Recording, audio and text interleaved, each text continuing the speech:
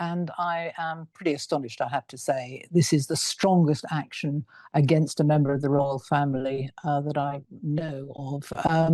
And I think that the king is acting very much here in harmony with public opinion, media opinion, and parliamentary opinion. I think when we had those three forces lined up together, and I've never seen as much criticism of a member of the royal family as we've had of Andrew, even because there was a genuine public interest here about Royal Lodge being part of the Crown Estate. It does need to be let out if it's going to be let out or at a commercial rent. And that does not appear to have been the case by any means over the past 22 years, because the vast part of the profits from the Crown Estate go back to the Treasury and therefore fund the things that taxpayers need funded. So there is a public interest here. So he'll be housed privately on the Sandringham Estate. There's a very nice farmhouse there, very nice indeed. He'll probably be there, I should think. It's not very far from Sandringham House itself. And maybe in the fullness of time, he will be invited to join the family for very, very private gatherings such as Christmas. I don't know. This is uncharted territory.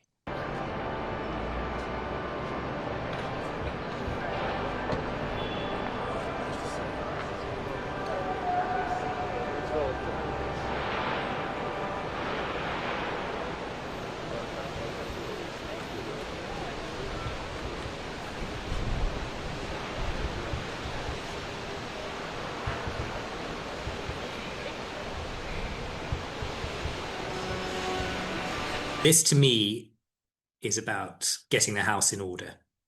And I think what has been done here, as opposed to a salami chopping exercise in which it's a drip feed of the inevitable, the king has decided to take the maximum action that is there, not least because nobody knows how much more there is to come out of this story. And so he's taken the maximum steps that I think are available to him. And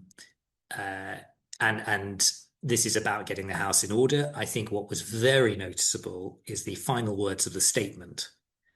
The royal family remains key parts of charitable organizations working on domestic sexual abuse, all of that kind of thing. So for them to have that and this in the background must be impossibly difficult. And also the public disquiet was very significant on this, both media and public disquiet. A lot of the arrangements and things that the public are particularly unhappy about or have been raised in the media are arrangements not made by the king. These are arrangements made by the much beloved late Queen Elizabeth II, and that also have various legal obligations. So it's very easy to say, oh, you must be kicked out of the Royal Lodge, but there may be leasehold arrangements. It's not so straightforward. The king cannot do things illegally. How damaging? I don't know. I wonder in some ways whether this helps clean up, getting the house in order for the future. I wonder if this makes life a little easier for Prince William. And that it tidies the way. Andrew's position was already problematic. It wasn't as if, I think what's difficult about this is it's not as if this story suddenly broke and nobody had heard anything about this ever before.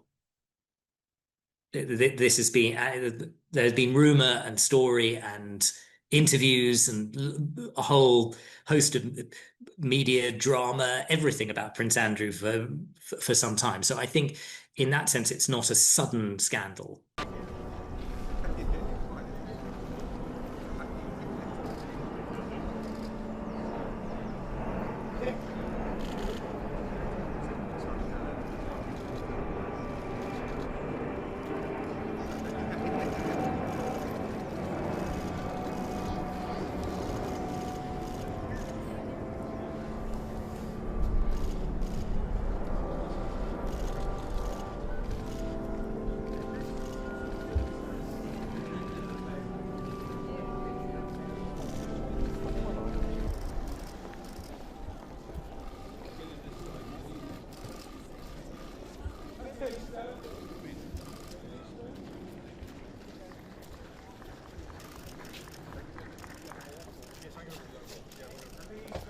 Easter, sir.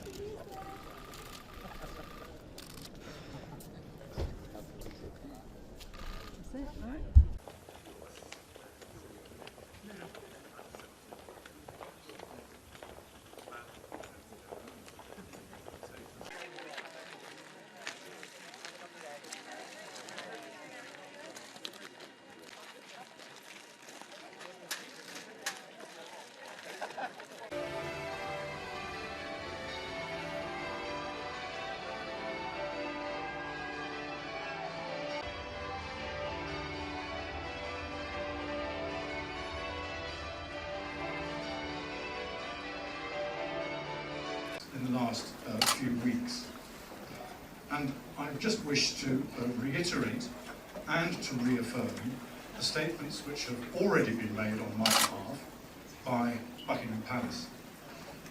My focus is on my work, and this evening's reception allows me to tell you about just a couple of the initiatives that I have founded and I'm passionate about, but also just to showcase to you one that is easily transportable.